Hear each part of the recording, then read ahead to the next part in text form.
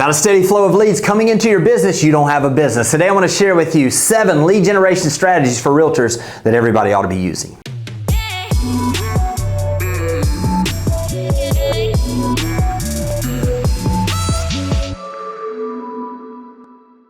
The core foundation for growth in real estate is having a steady flow of leads coming into your business that you can assist in the buying or the selling process. So what I want to do today is help you overcome that lack of leads that you have and give you 7 strong strategies that are working right now. The first strategy is open houses, and this is something that we lost a little bit through the pandemic, and now what we're seeing is there's nothing you can do better for your business and to serve your buyer and seller potential clients better than to be face-to-face with them and sharing what's going on. Open houses give us that ability to do that in a very specific way. It gets us out where the people are. It gives us to be in a house where we can have something that we're actually talking about that might be of interest to them. It also gives us the ability to be in front of those potential nosy neighbors that are curious about how this house stacks up against theirs because they may be considering selling theirs. You see, open houses is a core fundamental foundational piece of the business that really a lot of people know about, but they don't apply in their business. How long has it been since you've hosted an open house? How long has it been since you've taken the time to really get out and be where the people are? When you focus on open houses, your leads and the opportunity to serve people at a higher level is absolutely going to come forward. Next up is calling Airbnb owners. Now, this is a unique situation because most Airbnb owners that are managing it themselves post their phone number actually on their page where they're posting the information about the rental of their Airbnb. Here's what we've seen with Airbnbs is why this is a unique opportunity right now is a lot of people through the pandemic were staying in Airbnbs and specifically in specific areas. Once travel opened up this past year, what we're seeing with everyone we're working with, there are some exceptions, but in a lot of cases is that the rents they were receiving the previous years, the number of nights stay is actually going down. The expectation of what they would be generating from this is actually going down. A lot of people jumped in and they became Airbnb owners because they thought it was going to be a great way to have passive income, and now they're getting calls in the middle of the night because the AC is not working. Now they're getting calls for maintenance, and it's a little more work than they anticipated. So here's where the opportunity is that typically what you're going to find with Airbnb owners or investment property owners in general is they don't sit still for long. Number one is they either love what they're doing and they're looking for an opportunity to find another property that they could invest in, or number two, it isn't working out like they thought and they may be ready to possibly sell that place and just regroup and figure out what they want to do.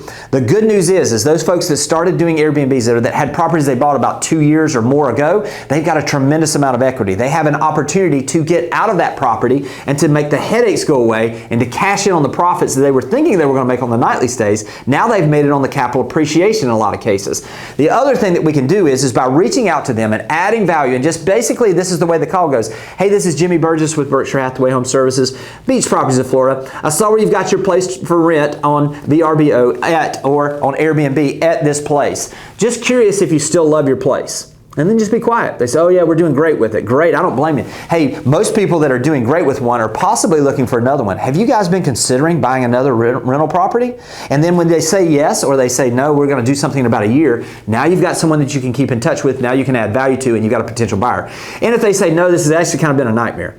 Well, if you guys considered the fact that you bought this thing 3 years ago and you've got a ton of equity and you could probably cash out now and make what you were hoping to make on the incoming money that you were going to make from rents, you can make it in a lump sum now for the next 3 years and not have the headaches. Now we've given them an opportunity to see what their options are. By adding value to Airbnb owners, you're absolutely going to not only find buyer leads, but you're going to find potential seller leads as well. Next up is circle prospecting off of sales. So think of it this way. The way we used to call it, the reason why it's called circle prospecting is we used to take a map, and if there was a house that sold, we would draw a circle around the 25, 30 houses closest by, and we'd make phone calls to let people know about that sale. It still works today. NAR averages state that within 3 weeks of the time period of something selling in a neighborhood, 15% of the owners in that area are going to consider selling their house in the near future. So what is it that we can do to add value to that group? This is again as a way to just have some great conversations. Hey, Mr. and Mrs.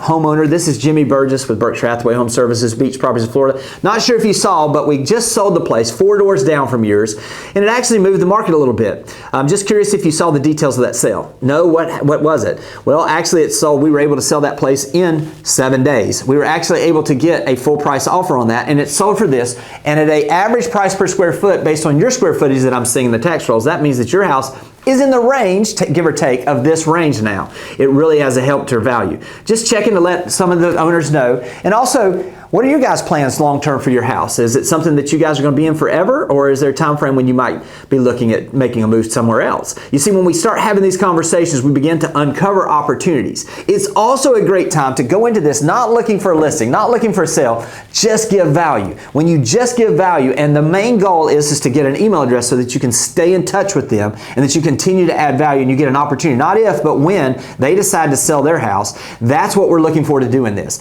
If you're looking to generate leads, absolutely picking up the phone and calling these folks and letting them know about sales near their home that affect their value is a great way to start. Number 4 is focusing on out-of-town owners. Now, we've seen this where we hear all these people saying, well, listen, nobody's going to sell their house when they've got a 2.5%, 3% mortgage, and now they'd be rotating into a 7% or whatever it is when you're watching this. That's true in some cases, but what you have to understand is there are a certain number of households that are rental properties, or they're properties that are owned by people outside of the area that have less emotion involved in this house. Maybe it's becoming less and less, it's becoming harder for them to maintain the house from afar. So here's what I would suggest doing. Now, some title companies can get this for you. I personally just went through the tax rolls and went through my targeted neighborhoods and looked to see what the address was for the mailing address for the owners of that property. And I made a list of all of the out-of-town owners for lots and also for the homes in that neighborhood. And I would just simply call them and say, hey, this is Jimmy Burgess with Berkshire Hathaway Home Services, Beach Properties of Florida. Just checking in. I saw where you had the house over there and that it looks like you may be living out of town and owning that property. Just curious if this is an investment property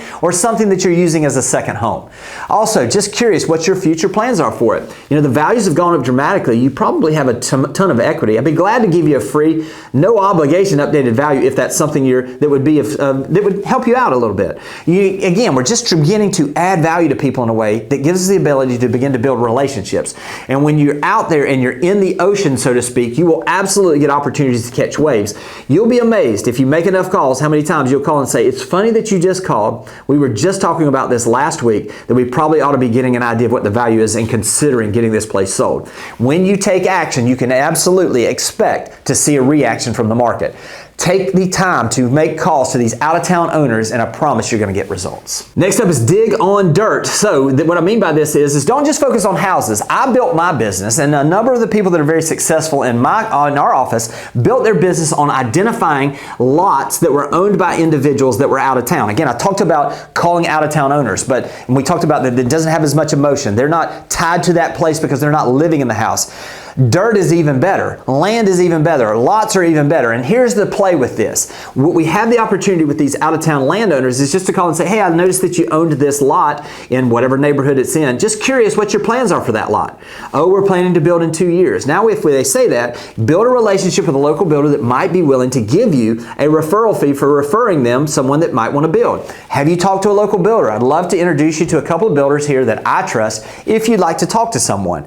Next option is they say, well, we're just not really sure. Well, good news is you bought it at a great time. You've got a ton of equity, and there are a lot of builders that are looking for lots in this neighborhood. If you're curious about the value, I'll be glad to get you an updated idea of your value.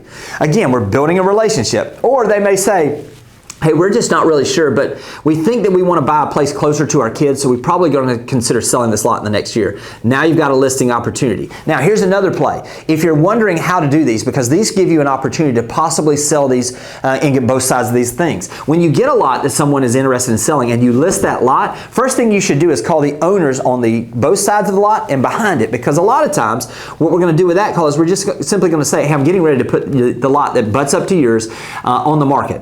Like to let you know that so that if you have a friend or family member, or if you're interested in this lot, you get an opportunity to choose your neighbor before the general market does. This is a great way to just get an opportunity to double side those lots. Another thing to do is to find out if there are local builders building in that neighborhood. If you're getting ready to list this lot, drive through the neighborhood. Then when they have the little signs where they have their permit, open the permit up and see who the builder is. Call the builder and just ask them, the house that you're building in Live Oak subdivision, is that a spec house or is that one that you're building custom for someone? They say it's a spec house, say great, would you be looking for additional lots? Also ask them, well, do you have an agent that's going to be marketing that house for you? And now you've got an opportunity to possibly find a listing on a new construction house. Again, building relationships with builders gives us the opportunity not just to have one transaction, but to grow our business with them as they do more spec houses or as we find lots for them to build houses on for their clients.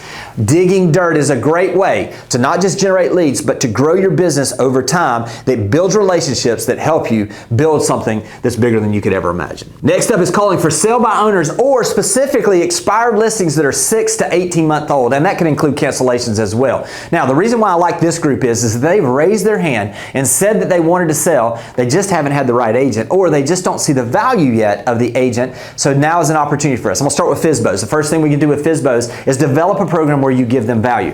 Hey, this is Jimmy Burgess with Berkshire Hathaway Home Services. Just wanted to check in with you. I saw where you had the house for sale. Just curious if you would absolutely be willing to pay a commission just on the buyer side if I had a buyer that was interested in that. Okay, I'd love to get some more details. Begin to build that relationship. Hey, listen, I hope that you're able to sell this. You may have some questions along the lines. Let me introduce you to a title company. Let me introduce you to an inspector. Let me introduce you to a couple of people that can help you move the process along. Most for sale by owners need us now more than they did a few years ago. They can put a sign up, they get 3 offers. That's not the case necessarily now. So by adding value to these folks, it's not a matter of if they get ready to list with someone. Most cases it's when they get ready. You want to be the person they think of. Now let me speak to the 6 to 18 month old expired listings or cancellations. These are folks that for whatever reason decided the market was not at a place where they wanted it to be able to sell 6 to 18 months ago, or they canceled for some reason. Calling these folks and simply saying, because you have to understand, when they first expire, they're going to get a ton of calls from agents saying, do you want to list? Do you want to list? If they are able to go in there and you do the research and you find out that it has not been relisted, or that it is not sold since it expired or it was canceled, now we call them and we just simply say, hey, I saw where you had your house for sale 18 months ago. Just curious what your plans are for the house and if you'd be willing to sell it if the right buyer came along. And just be quiet. They're going to tell you what's going on. And again, we have the opportunity now to give them an update on the market, start to add value to them, and begin to identify if it's something that we can serve them in a way that gets that listing for us and helps us serve our buyer clients even better than before. When you focus in on open houses, 18 months, 6 to 18 month old, expired listings and cancellations, these are fertile. This is fertile ground that absolutely will reap a harvest for you if you'll just plant the seeds there. Last but not least is unsolicited video CMAs. Now, it's best to do these to people that you've already talked to in the past, but it is a great way to re-engage and give homeowners an understanding of where their value is. Unexpected, they're not going to be expecting this, and also give it to them in a very high level. If you're curious about what this looks like, I'll have a link above. You can see exactly how to do this process, but let me just say it this way. I decided to do one of these a day for the last quarter of a year that I was finishing up before I shifted into this.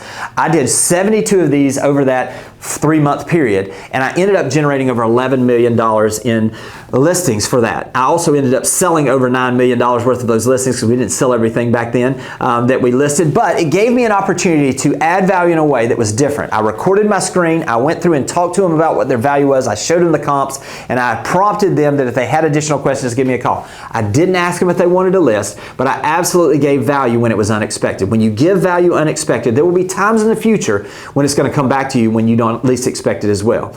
I hope these have been helpful, and I'll talk to you soon. Thanks for watching the video. I specifically chose the video below for you because it builds on the one you just watched. I hope it's helpful, and I'll talk to you soon.